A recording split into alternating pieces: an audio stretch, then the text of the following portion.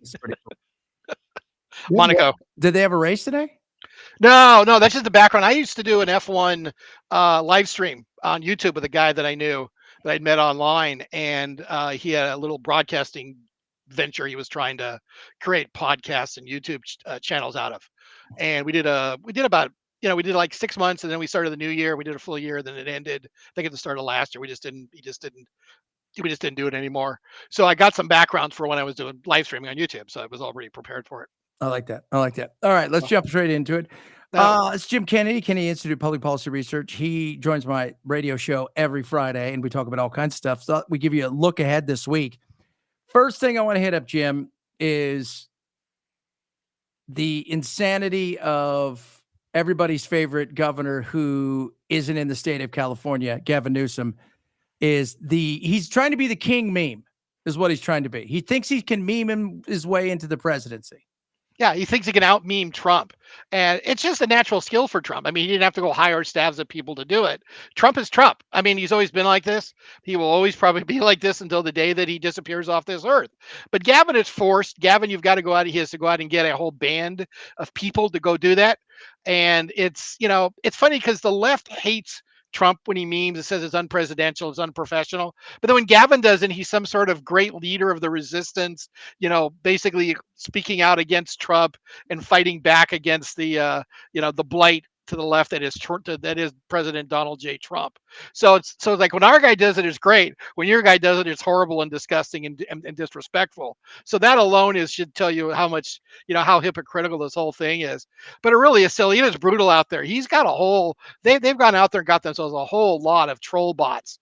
And anytime somebody chimes in against one of Gavin's tweets, you get like 5 or 10 people at least that are coming on there and then just start pummeling you with facts and data.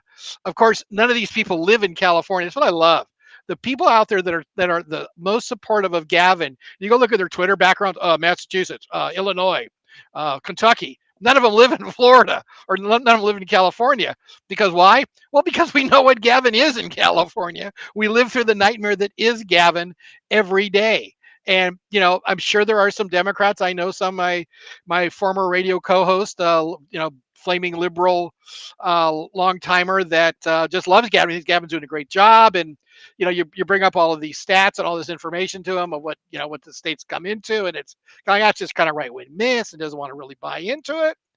But you know what? There just aren't that many people that love Gavin. And, I'm not sure how well his good old Prop 50 is going to do when it comes election time next in about 8 weeks now. So I heard they're not sending out mailers. Is that true? Who's not sending out mailers? Anybody for the Prop 50 thing. They're going to try There's negative mailers. They've already. Well, yeah, but as far as the positive side, they're not sending them out because. Oh, I don't know. I think that's what I read a little while ago. Okay. Again, everything could change, but the fact is, and if you guys know what they're trying to do is in California, you guys in California have it in your constitution that says you can't do this unless, and this is the unless. It's got to be during the census year, and this is off the census year, obviously. So now you have to actually take it to the voter to see if you can actually get it. You get it on the ballot, and then if it passes, then next year you redistrict before the general. Yeah, he's basically asking the people, remember that great thing that you liked, you put on the ballot or you put in the Constitution, the state Constitution about 15 years ago? I want to basically not use it for about 8 years so I can go out and basically redistrict the state in my vision and the vision of the Democrat Party so we can basically gerrymander to our advantage and get 5 more congressional seats because some other state did it, and therefore we have to retaliate. Just like if someone punches you in a classroom when you're 4, you have to punch them back. Otherwise your life will end as it, in that instant. And he's just basically just doing that. I'm very curious how they're going to word this proposition because the California for the last 10 years has a notorious history of miswording and wording these propositions in a very misleading way that leads to getting the outcomes they want. They did it with the gas tax repeal, and they did it with another one in the last 5-6 years. So it's going to be interesting. I'm really waiting for them to call this the anti-fascism proposition or something, knowing how bad it usually gets. The Attorney General Rob Bonta's job is who it is to get this proposition written. They're the ones that they're allowed to approve the language on it. And I know they've given them a very short period of time for the in the on the California ballot guides. You'll get a four paragraph or two, and then you'll get an against, and then you'll get an against, or basically a rebuttal to the pro. Then you'll get a con and a rebuttal to the con. So these are actually underway right now. I think they have until Monday, and then they have to basically get them back to them by Thursday. They've got a really short window because, again, they've only something like 66 days or something until they're actually going to vote. They're actually going to vote on this in California. So they're really doing this in a slam dunk, real lightning method, because there isn't much time, because you really don't do these kinds of things unless you really are trying to get around the rules and put together something that's really kind of a Wile E. Coyote type of project. I'm not sure if they're using the Acme Proposition Company or not, but we'll see. So have you seen what the map's going to look like, and who is it going to? So like, we know what Texas is. I mean, let's be real. Everybody gerrymanders. If you're on the other side, it's gerrymandering. If you're on the side that's doing it, it's redistricting, and it's frustrating for everybody. But have you seen what it's going to look like? Yeah, I haven't broken down yet. There's still some analysis on who exactly is going to get kicked out of the of who would probably get kicked out. The fact that I've seen some of the things that say there might be one Democrat that might lose a seat because of the way that it's getting redistricted. The thing that was kind of interesting was they did not have a lot of support from this from both the Senate the Senate leader and the Assembly Majority Leader on this, and they basically redo the districts for each of them because I believe they will term out. We have term limits in the state legislature in California rather quickly, and that those districts are set up primarily for them. There's two of them that are set up so that if they want to run for Congress, it'll be a very favorable run for them. And that was what basically was used as a currency to get their signatures on, or to get their approval or their support for this. So this whole thing has been a series of, political back office deals and political handshakes and favoritism and crony politics to get this thing passed. Because even the Democrats in California, as blue as it is, were still kind of, question about this. And the was the League of Women Voters, who's usually a fairly solid Democrat supporting group, have come out against it. They're not getting on board with it right now. So certainly going to be interesting how this goes. Right now, I've seen numbers that say it's down. It's no 63%. Then I've seen some other polls that say it's basically down, or it's no 51-49. So I don't know, and I don't know how much spinning they're going to do on it, and how much they're going to use the ballot proposition rules for how they write it to basically spin it in their favor. But we'll see how it goes. It's certainly going to be an ongoing issue we'll be talking about for the next 8-10 weeks. All right, Mother. So let's move on to some interesting stuff this week. I'm trying to figure out what Trump is going to do. So the whole insanity of, like, I didn't mind what he did in DC. You bring in the National Guard. I got no problem with that. Who gives a shit? Okay. I mean, it doesn't mean anything. That is actually something you as the president are allowed to do. You kind of are the little king, if you will, of that area. That being said, I don't want to see National Guard across the country. I don't want to see any of that. If you want to surge with the ATF and the DEA and stuff, it's been done before. If the state goes, hey, Jim, we need your help, send us some stuff, that's fine. I don't want to see any kind of situation where it feels like you're giving them every opportunity to bring in and federalize stuff and make it look like it's becoming, V for Vendetta. Yeah, no, that's not in the Constitution. It's not the way we really do things. I'm wondering if he's doing this as a bluff to the states of saying, look, you guys don't want to clean up your act, I can come in and clean it up for you. Or would you rather take care of it yourself? And we'll be surging in, like you said, the ICE troops, the ATF troops, and the others that we can basically use, but we won't be, I won't actually call out the National Guard or nationalize them. If long as you guys are willing, kind of like what he does with his trade deals, where he threatens them and kind of coerces them and says, I'm going to put 142% tariffs on your stuff. But you don't really want French wine with that kind of tariff, do you? So I'm just, then okay, fine. We'll make a deal with you. So I wonder if he's just trying to coerce him into kind of getting off the ball and getting. And the problem with a lot of these is these are two-stage problems. There's the crime problem because of lack of arrest, lack of enforcement, police that really are just about the enforcement, right? I mean, the fact is you've got like California is a perfect example. We have laws on the books. We catch somebody and we decided those laws we don't really care about. We're going to move on from them and allow you to go free and make it something else. And I've always said it is the enforcement side, because just like with immigration, right? Immigration. He solved it with going back to remain in Mexico. They didn't do anything crazy. No, not at all. And yeah, and that's what it is. And that's why DC again is a special case, because the US attorney handles adult prosecutions in DC. So basically just by simply prosecuting people that they weren't prosecuting, the Biden person that was overseeing it didn't really have an interest in prosecuting a lot of adults, and a lot of crime just went off. And anything that is a minor is handled through home rule, through their own family court system. And those are pretty much just a get out of jail free card. They're not really prosecuting any of the kids anyway. They don't want to ruin their futures. Oh, Johnny just made a bad choice. We don't need to ruin his whole life for it. Well, Johnny's a 7-time offender, and Johnny keeps trying to rob people with guns. So Johnny's got a larger problem than worrying about if he's going to go to college or not. And Johnny needs to be straightened out before, Johnny either finds some guy who's carrying a gun and shoots him back, or something else bad happens to Johnny. So Johnny, they need to get Johnny on the right path. They need to be scared straight. And with this now in DC, as far as the adults, hopefully they'll start prosecuting some people and throwing some bad apples in jail. But across the nation, no, you can't really do that, because again, you got your local DAs, and that's a problem. You've seen the problem in San Francisco. We had the problems in Los Angeles. We ran that DA out. The new guy is slightly better, not the best, but again, you've got a choice of two.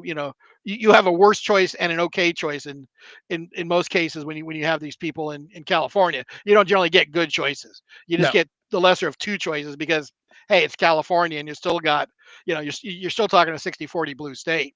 So it's not something you can really, you can really get somebody in there. And San Francisco just runs basically various versions of Democrats, whether they're progressive or not progressive, or DSA, Democratic Socialist of America type Democrats, or, more populist Democrats. But they're still, they're still not that, they're still very soft on crime in most cases.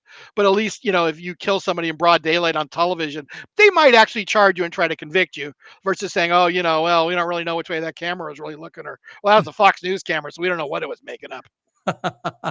Yeah, it's going to be interesting. I mean, look, I look at this and I think I get frustrated because, we're going to talk about the Democrats are falling further and further behind in registration.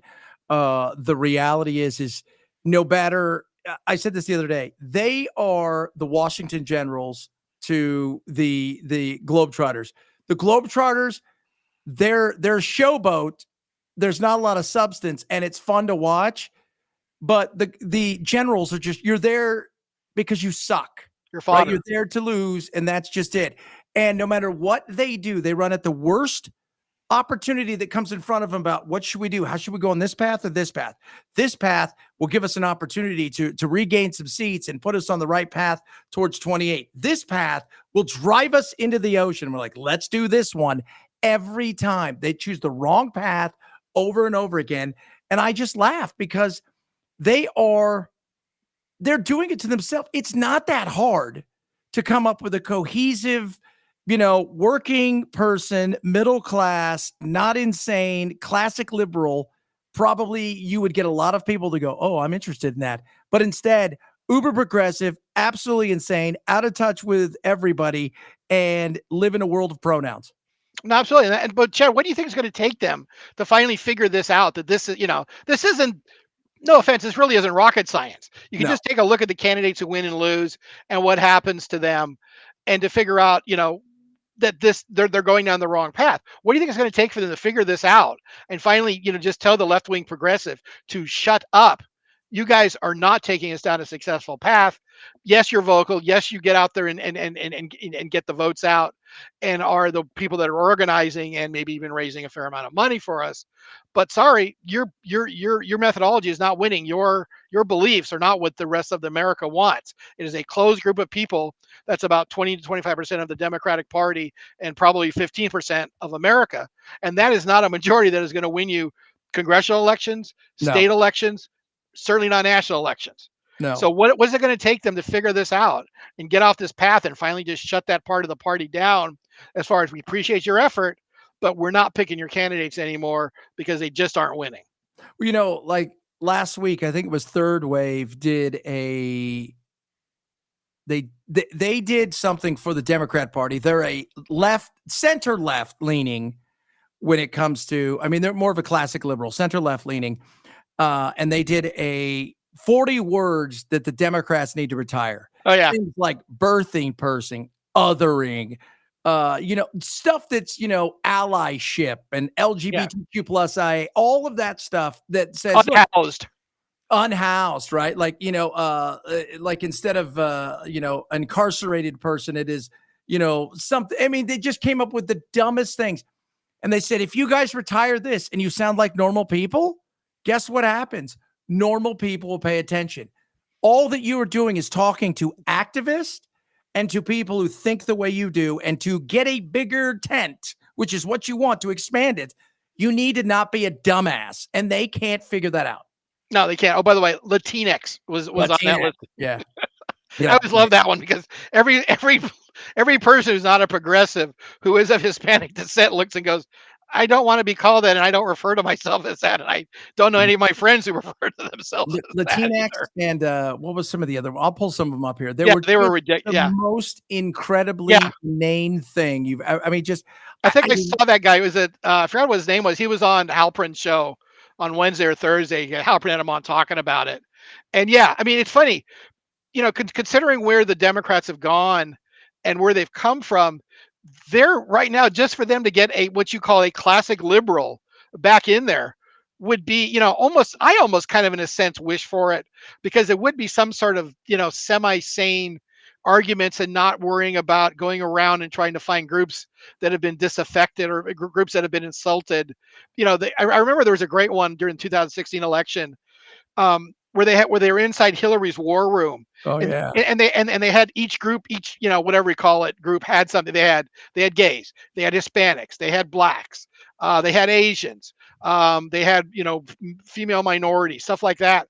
And they would go around in the group, they would play a segment, they'd play a Trump clip, and they go to each group and say, are you offended? Are you offended? Yeah, we're offended. Okay, work with them, come up with some messaging. Were you offended? Were you offended? And they keep playing these clips for like a half an hour. And basically they're trying to find offended people. It's like, wow. I mean, that is not a winning strategy, I don't think. I mean, Hillary came really close, but I was just like, wow, you are just the party of you're the party of victimization. And that's not a winning strategy. That's not something the guy in Dubuque, Iowa, who's got 2 kids, he's driving an 8-year-old car and a 10-year-old car, and the 10-year-old car could be replaced if they had the money, but his kids are going to need braces, and he's worried about getting them volleyball practice and swim practice. And, they know they're going to be going to college, and he really hasn't saved enough money, and his job's secure, and his wife works part-time.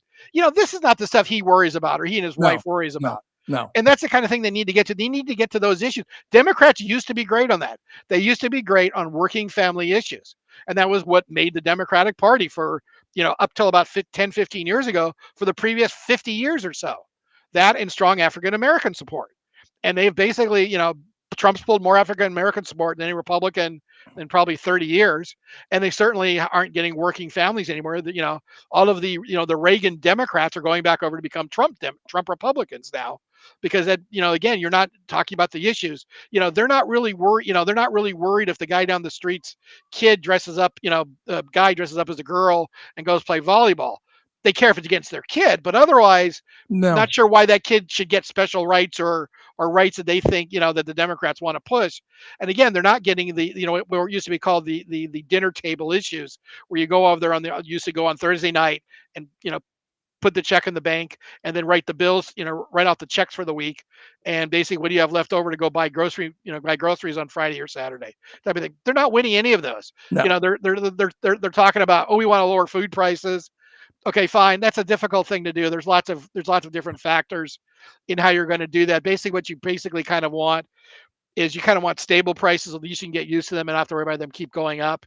And, because that's a very difficult thing. There's certain inputs on certain things you can, but economically, once the prices have gone up, it's really hard to get those raw material prices back down again, unless you're going through a deflationary period.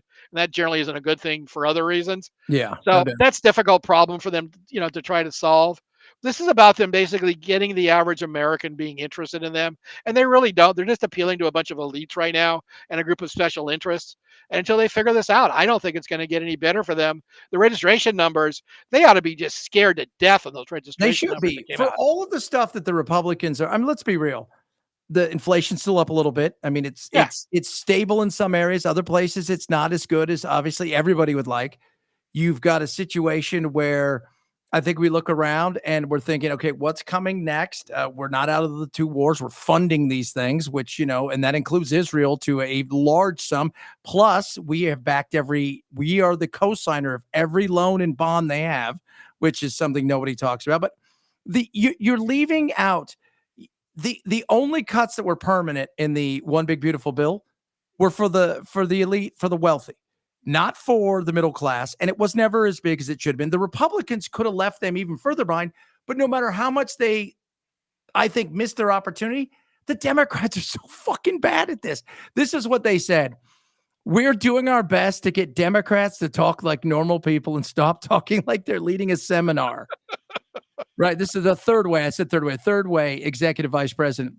We think language is one of the central problems we face, with normie voters signaling that we're out of touch with how they live, think, and talk. In recent weeks, this has become a bit of a thing with comedians like Jimmy Kimmel, Sarah Silverman, highlighting how insane Democrats can be.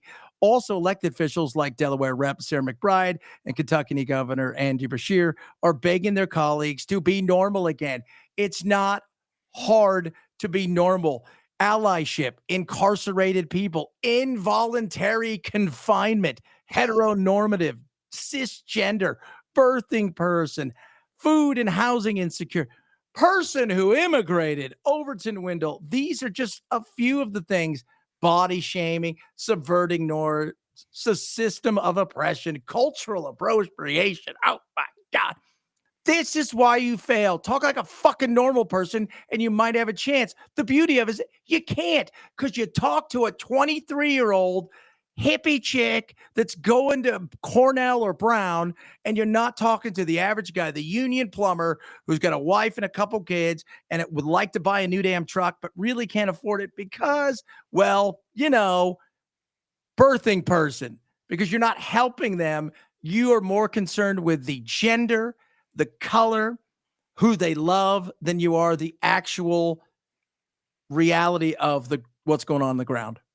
Well, basically, I've come down to the belief that if there were not victims and were not affected or offended people, I'm not sure there really would be a Democrat Party anymore. That's basically all it is. It's just people that are victims of something. Now, whether they're actually victims really of something, or are they victims because someone's told them they're victims, told them that they're oppressed, told them, kind of like the old, well, what was it, the Obama thing on Mitt Romney?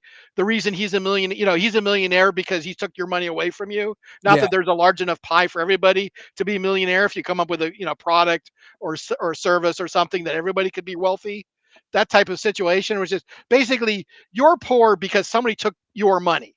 Not because you made poor choices, not because you dropped out of high school and decided to go work at McDonald's for $6 an hour 17 years ago, and now you're still working for minimum wage 17 years later, but you've had 2 kids, and you're finding it kind of hard to live on that kind of a salary when you're, even if you're living in a small town America. So, I'm not trying to victimize people that have made bad choices, but some of that needs to be realized, and some of that needs to be self-awareness, and some of that needs to be to a point where you're not really a victim. You're not here because of Mitt Romney or Elon Musk taking all the money, or even Mark Zuckerberg. You're here because of the choices you made. You got yourself where you are. So you need to find a way out of it. And Democrats need to hopefully give them some bootstrapping coaching on how to get themselves out of these positions. And that's, and that's really what they need to do, more so than, again, worrying about birthing persons. What do you like? So I sit here and I think, like, everybody talks about Mandana. Everybody's working. Here's the thing. You come out of school, you got $100,000 in loans.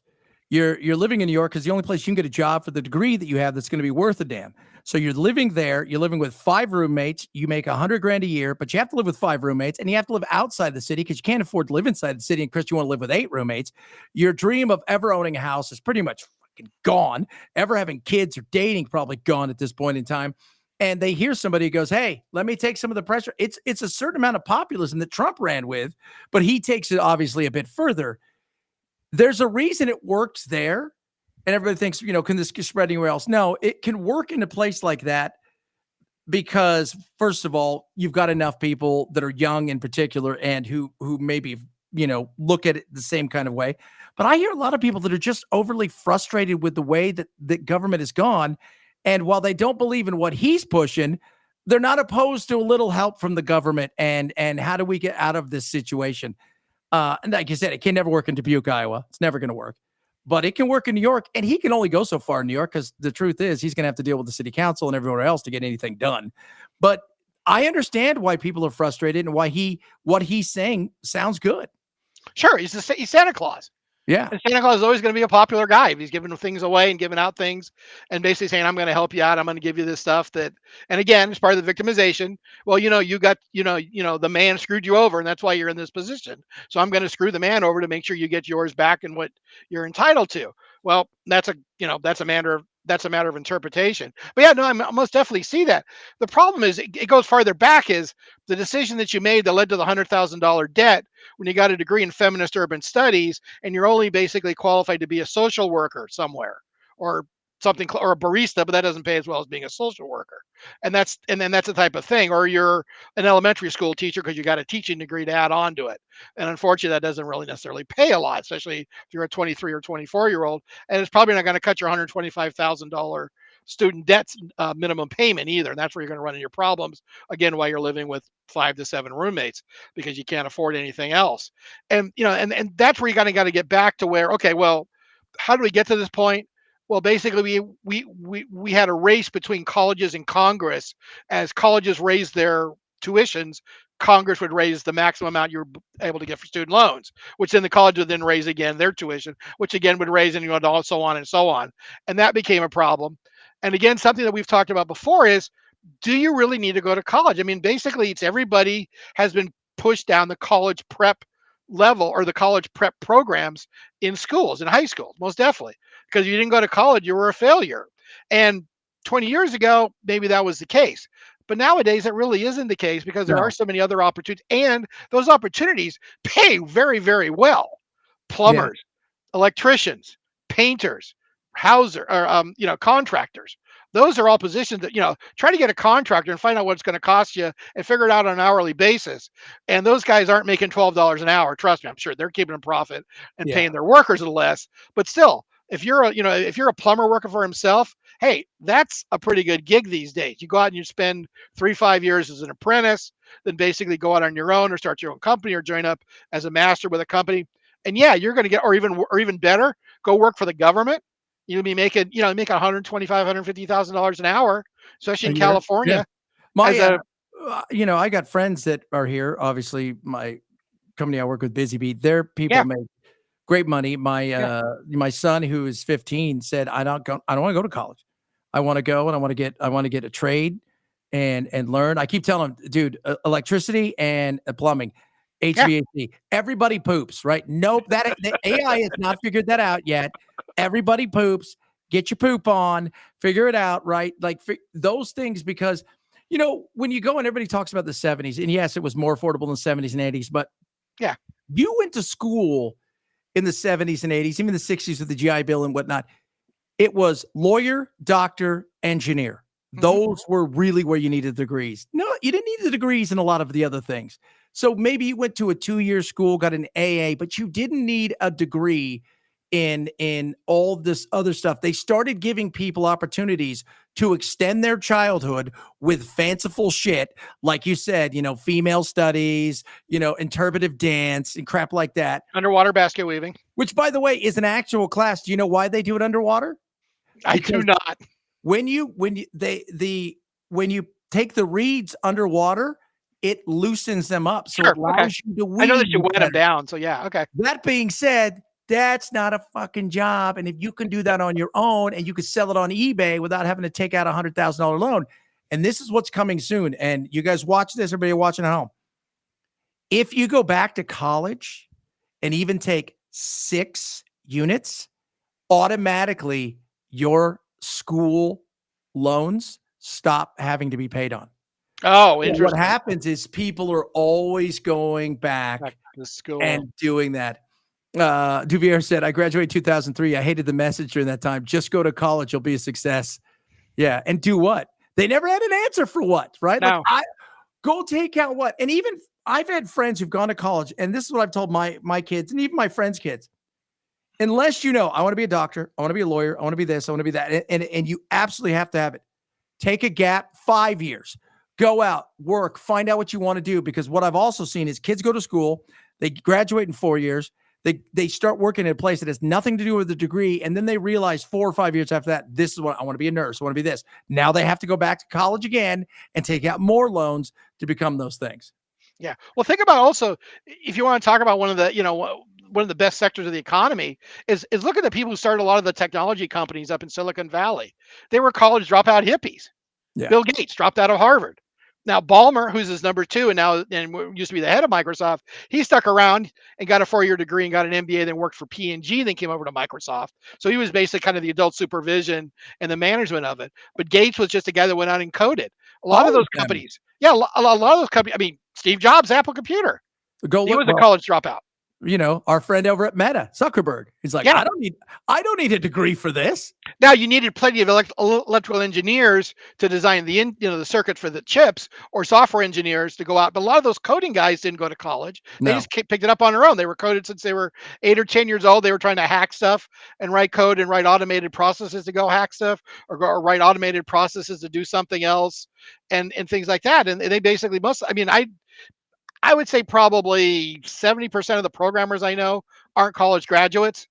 Some have gone because sometimes corporations want a degree to hire you if you want to get into a big corporation as a programmer.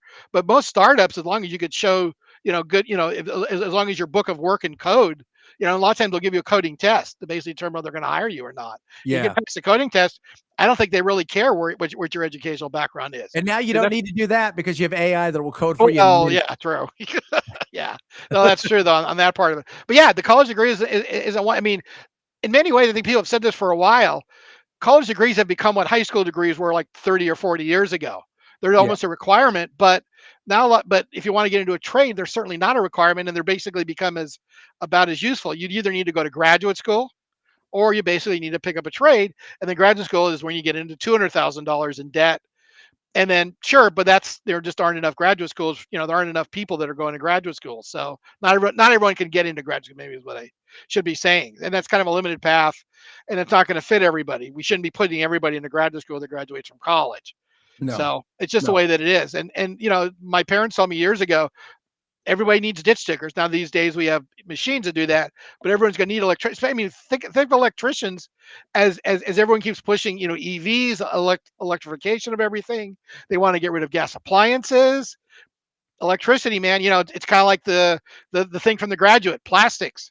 Plastics are the future. Well, electricity may be the future. Well, if you want to get, yes. Have you gone 5 minutes without your phone? People realize this. You guys recognize how crazy it would be. These kids think if they go without their phone for an hour or two, not being able to get online, it's like they live back in Little House in the Prairie days. Yeah, what happened? We used to think about Little House in the Prairie days like they didn't even have TV. Exactly. Think about what happens to your kids when you guys have a power outage and the Wi-Fi goes down and the cell towers go down. It is awesome. It is up. So let's look forward to this week.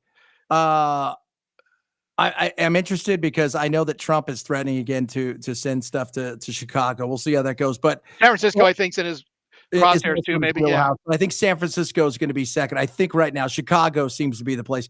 One of the things though is the Maxwell thing. They're going to come back not this week, but the following week. It's not gone anywhere. They released a bunch of stuff last week. All these tapes.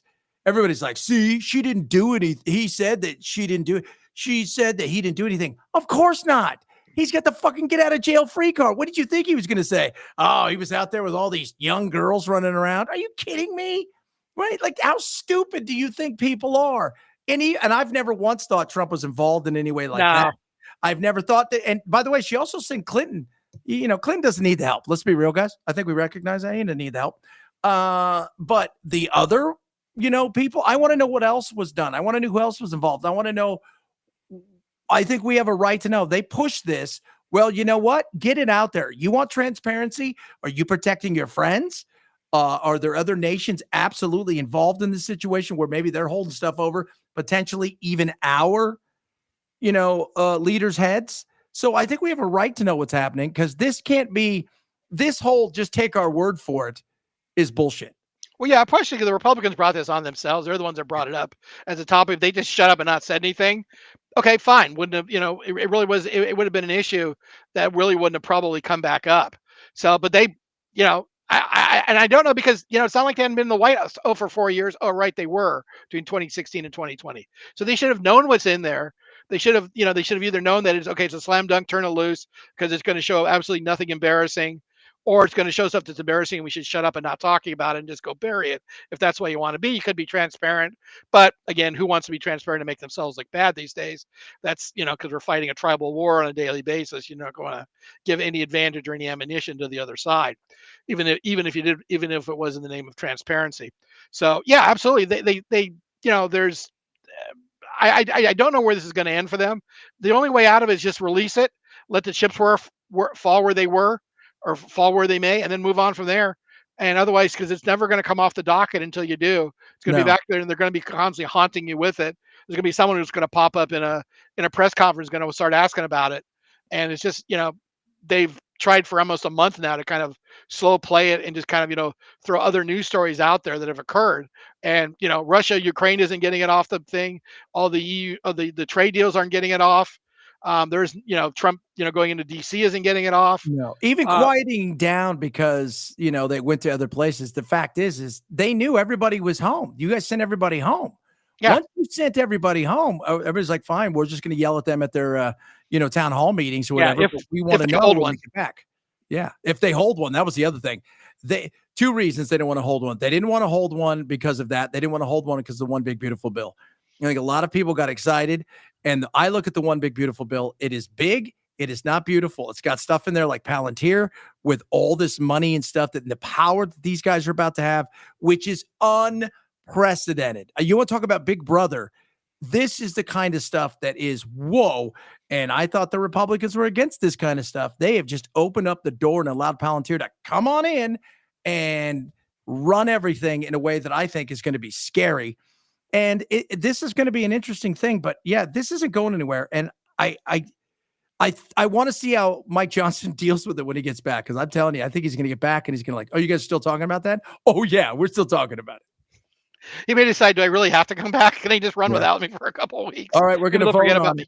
And they're going to vote on it, I bet. And then you've got Massey and Ro Khanna, who are going to hold that press conference on the 3rd, I think, which is going to be all of these women who are victims are going to come forward and talk about their experience, which I think is going to be something nobody on the right wants to hear about.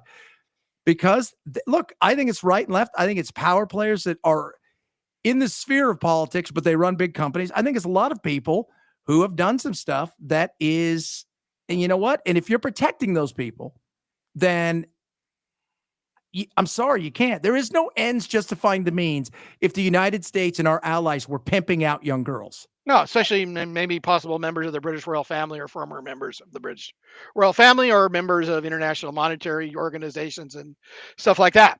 So yeah, no, I mean it's everybody wants to know. I mean it's part of our curious I don't know what you want to call it type of personalities everybody has, voyeuristic, I guess maybe you could say, that we all want to know what's going on and stuff like that once you've been teased with it. And basically, again, unless you got something that is literally going to take down the presidency, even if then you're still going to have to do it because someone's going to find it and leak it. Yeah. So you got to release this stuff one way or another. It's just get on with it.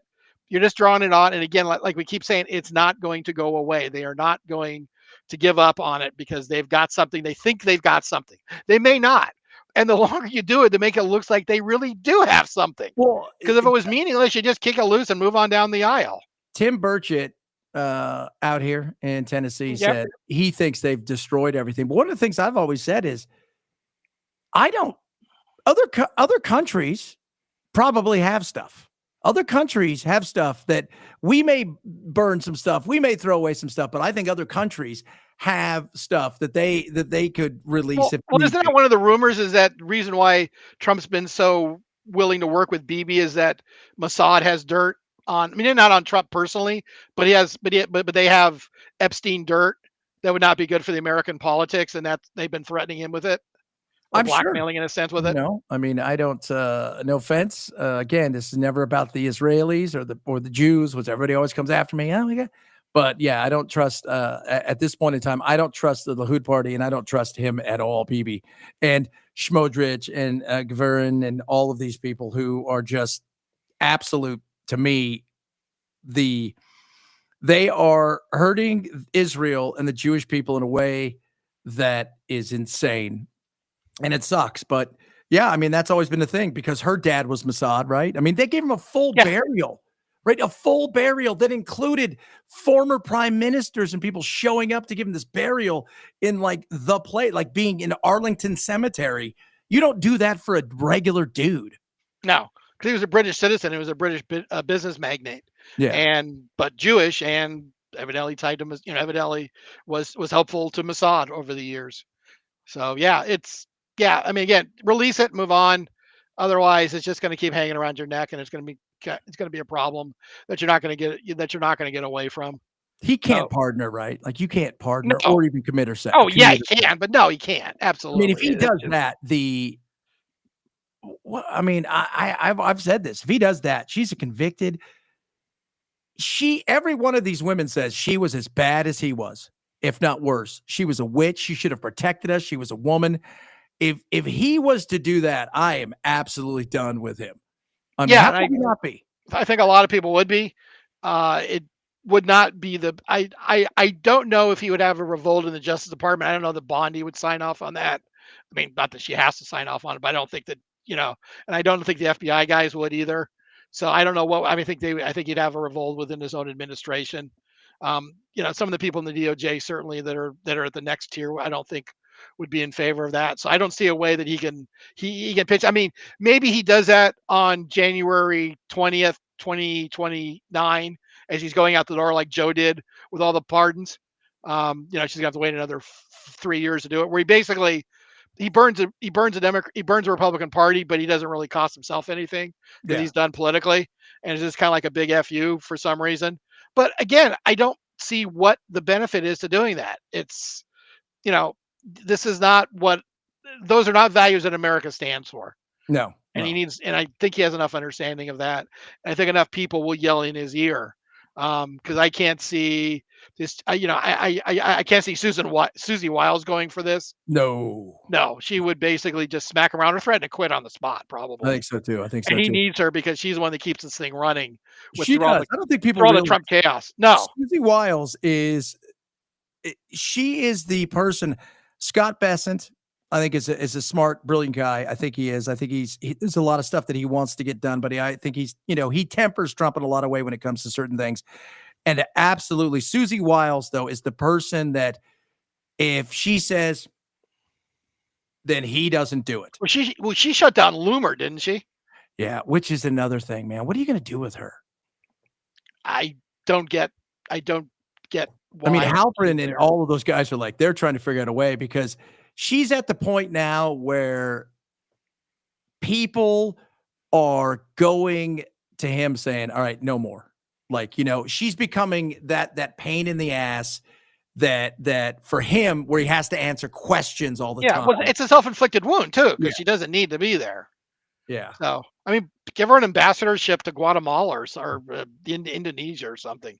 Send her halfway around the world. Type of thing. Well, like they did with Don Jr.'s ex, Gavin's ex, Kimberly Guilfoyle. They made her ambassador to Greece. Yeah, is that real? She's Greek, so I mean, correct. Yeah, well, there isn't you can't make her ambassador to Mars. Like to be ambassador to Israel, but you can't because that's Huckabee. Yeah, and they're not going to take him down from that. No, they're not taking him down. He's too busy, shilling for Israel and all kinds of shilling stuff. For shekels. He's doing something. I don't know about that. I look at this week and I think it's a big week for the Russia-Ukraine thing. I've said it over and over again. There's no reason for him to stop. There's never, at this moment in time, he's not satiated his appetite. He has got Ukraine on the ropes. He doesn't care about how many people die. This means very little to him. He wants the land. He wants to go in there further and further. And he is going to go there until the bite is too big or there's absolutely nobody left on his side, where even India says, no, all right, we can't do this anymore. Or China finally says enough. It's not going to be us. Yeah, I don't see that happening as far as China or India walking away from him. They like their cheap oil. They need their cheap oil, and they need their constant supply of cheaper oil. It's dirt cheap. And I'm understanding it's only like 10 or 15% under market. They're not getting it for like 30%. They're not getting that kind of a deal on it.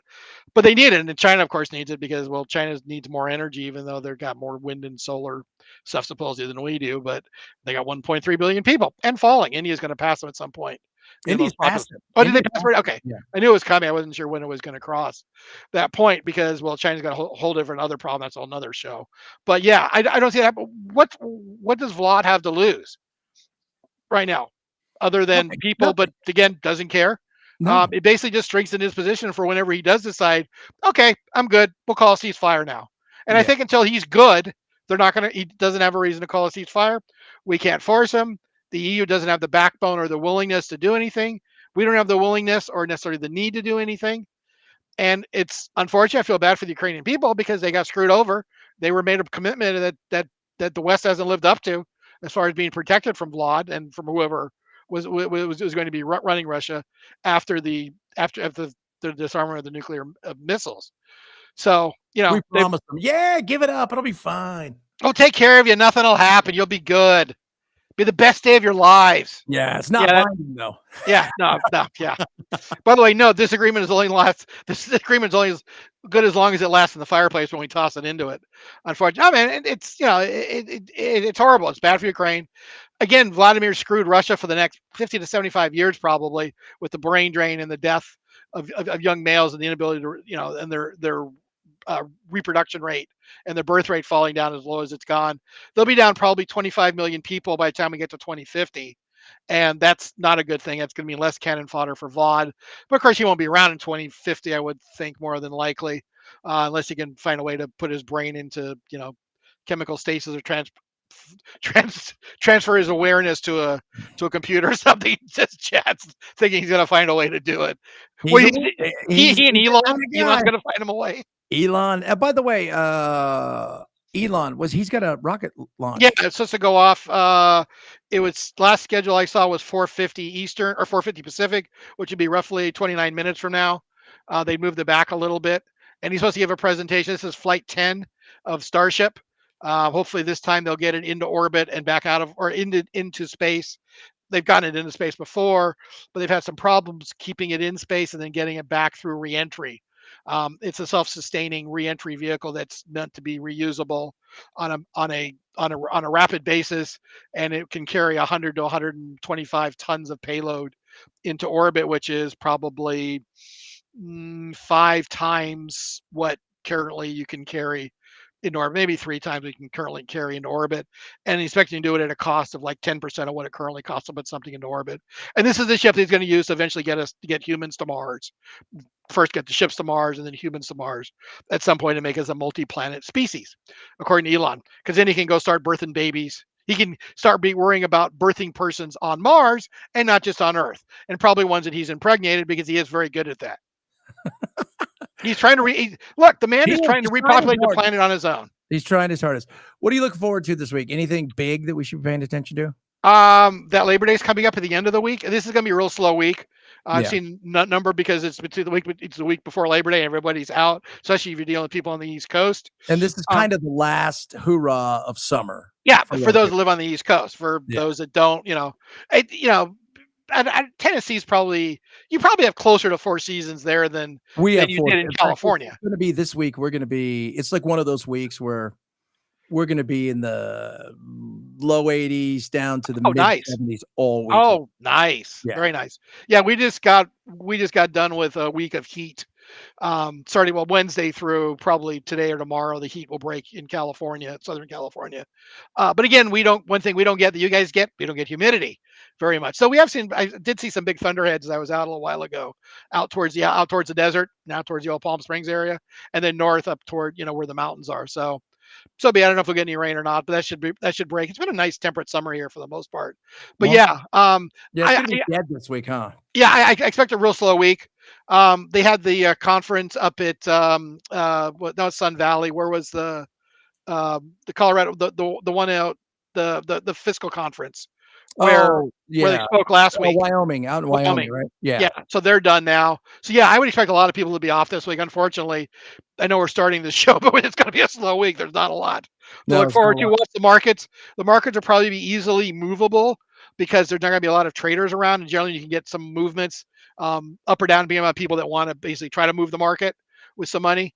So I mean, I'm not, expecting sort of record things here, but just kind of watch. You may see a little more volatility this week with a lot of people on the sidelines. You get some people who will try to move it with moving money in one direction or another.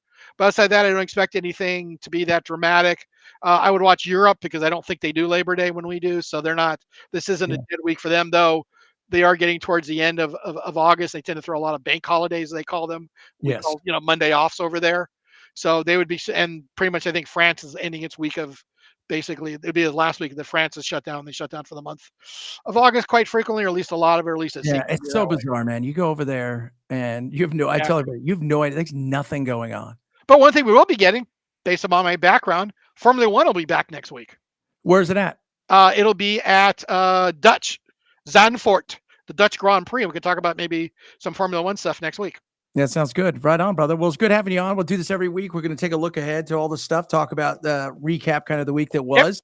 Follow along. You can follow Jim at Righty Jim on Twitter. Right on. Follow me always. I'll be back live tomorrow on the radio, 6 to 9 Pacific, 9 to noon on the East Coast. Go to chadbensonshow.com. Check everything out. Grab a Substack. Substack is? Righty Jim at Substack, or rightygym.substack.com. Somebody said, where's Cracker Barrel now on the market? It's, Cracker Barrel. It lost $100 million one day in market cap. Yeah. I don't know if it came back. Cracker Barrel will, okay, here's the thing about Cracker Barrel. And I said this before we jump really quick. MS now is stupid, but they took away the peacock because I don't think NBC wants anything to do with them. But Cracker Barrel, we have IHOP, right? We have Applebee's. We have this kind of, these diners that are, you don't need that. Part of the fun, and this is not about being woke. The MAGA people took it woke. This is why you go there. You go there because you want it to be like your Mima's house, right? Or your grandma's house, or it's old and they're making chicken fried steaks. And that's why you go to these. It gives you that hometown feel that a vast majority of Americans don't. Trust me, you live in California, Arizona, you don't have that hometown feel. No, and when I was in Nashville visiting you, I went to a Cracker Barrel. Yeah, because you have the hometown it's a Southern experience. Yeah, this is the problem here that they have. And they missed. I want to see if they're going to listen. As long as the food's the same, but that's what people are saying. But no, we have that. If I want to go in and look at 50 stuff, right? I can go and look at 50 stuff and say, well, I can go to freaking another place that's a 50s diner and get the same thing, right? I can go to this place or that. I don't need you to give me that. I need you to give me what I like, which is this, like this kind of feel of going to grandma's house or going back to the Waltons, if you will, not a stale minimalist art gallery type feel. Yeah, cold. Yeah. So, no warmth, no feeling. But I felt like I was having a Southern meal when I was in Nashville. So, and I actually sat in a rocking chair for a few minutes while I was cooling down because I had a long walk down to get there to got my exercise for the day doing that. So, but actually they've started. There are two actually now in California. I haven't been to any of them because they're not local to me. But there's one out towards Rialto. Yeah. And there's one in, I think, not Victorville. Yeah, Victorville has one, I believe. Yeah. So I haven't been to the ones in California. I've just been to ones in the South, and I've been down there. Went to one when I went to the Masters. Yeah. See, I mean, and that's what you want. That's exactly what it is. Because went to Waffle House too. You're blowing yourself up. You're gonna go. I get it. You tried the new Coke move. See how this goes, and then if it doesn't go well, that's why they're not changing them all very fast. I mean, they're changing some of them, and they keep threatening. But if this doesn't go well, you watch. A smart person will say, "No, we got to make a move. We got to move to a different direction." I don't know what drove this. I don't think there was something about we need to change our style. We think we're outdated. We're losing customers because our facilities aren't modern enough. They don't have a modern look. I mean, I don't know what drove this. Maybe they've got consumer data or testing data. Hopefully they didn't use some silly focus group to get some focus group data from people in California or New York City to basically decide what a Cracker Barrel should look like. So I don't know what drove this. I haven't followed. I don't follow them that closely. So, don't really have an answer on top of my head of what was behind this, or if it's just a CEO that wanted to put her stamp on the company. Yeah, well, it's just a possibility. That's fine. Yeah, but absolutely. I think what you do is you roll it out in a smaller way than you did here, because this is gonna, if you're going to attack it in this way, it's like there's certain things you don't do, right? Like we've talked about Costco, right? That guy's like, I'm never going to change my $1.50 hot dog. It's just not going to happen. Yeah, I'll find a way. I'll lose money on it, but it's $1.50 hot dog, and that's what people come for. That's it. $1.99 slice of pizza. There you go. You do, and that keeps people coming back over and over again. That's part of the mystique and the fun. Hey, Jim, a question for you. Does anyone have interest in the gubernatorial race? Is it Hilton is trying his hardest? Yeah, Steve Hilton's a guy that's out there. He's a former Fox guy. I don't really know how he's everywhere, but I don't know how much noise he's making. He's making noise, and he's the number 2 person, but that was before Gavin started bloviating. Not that obviously Gavin could run again, even though he was posting that he was joking about he's going to, now that he's changed the state constitution for the redistricting, he's going to change the state constitution and allow himself a 3rd term. So he's just trying to troll Trump again about Trump trying to run for a 3rd term. But no, the California race is horrible. The Republicans never get anybody good who's going to run for it, to run in it. They get basically people that want to expand their political base or their personal exposure footprint. The guy that was kind of interesting was Neil Kashkari back in 2014. I like Neil. Dude, yeah. Yeah, I actually interviewed him when I was doing the show down in Laguna Beach. I interviewed him, and good guy. Not really sure that he was cut out to be governor. He's a real smart guy. I mean, genius type of guy, but in finance. And now he's president of the Federal Reserve Bank of Minneapolis. Got that gig about 2 years ago. That's what he's been. Last I saw, that's what he was doing. So he's on the Federal Reserve Committee now. But yeah, they haven't run anybody good since. I mean, even I wasn't even a big Arnold fan. No, because I knew that Arnold was really kind of. Though it was interesting because somebody came in and spoke to some group I was at. About 2 years into Arnold's term, or maybe a little bit later, maybe it was when he was in his 2nd term, and said, look, Arnold really had an idea and really thought that he was going to was going to fix California by basically taking on the unions. But he didn't understand how powerful the unions were. And they just ate his lunch. And once the unions beat him so hard that he was done. And it's what he said. Once he got beat down by the unions, he was just deflated. He ran again and won, but he just didn't really, because I can't do it. I mean, I can't fix it because that was the key to me fixing it.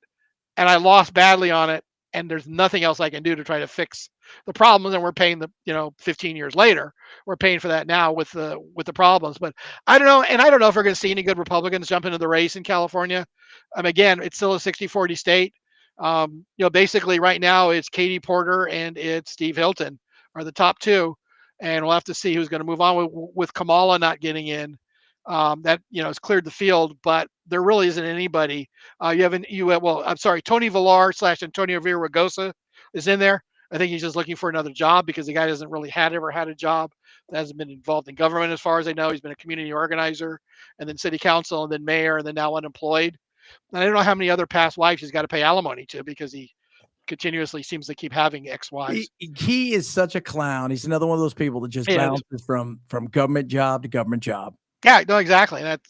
So it's not an aspiring group of people that are doing. In fact, Lieutenant Governor Lainey Kiliani was so bad in name recognition that she's basically said, "I'm not running for governor. I'm going to run for comptroller," which is, kind of like being vice president of the company and then deciding to go back and be a regional marketing executive as your next job. Yeah. Well, it's basically saying I don't really want to have a regular job, and this one gives me. And she's not going to win she's not going to win the governor's race. No, and I don't think she's going to get money. So that's the thing that Gavin did. It was actually fairly smart of Gavin. He ran for governor in 2010, and basically they came to him and said, "Look, Jerry Brown's going to win this. You need to back off. You're very young. You're like, I think 47 at that time, or even younger than that. Go be lieutenant governor, spend 8 years in Sacramento, collecting chits, collecting tokens, collecting, people that owe you for IOUs, and raise money." And that's exactly what he did. And he learned the ways that works in Sacramento, learned made buddies, collected, assets, collected money, collected IOUs, and basically cashed them in 8 years when Jerry Brown termed out in 2018 and became governor. Chad Bianco seemed like an interesting guy. I don't know how well he's going to play. You need a fairly soft Republican, and he's a real law and order guy. God bless him for it. But I don't think that's going to play well with a lot of California. You still got a lot of, squishy Democrats in California, especially on the coast, even as they've seen their houses burn down, even as they've seen them not rebuild.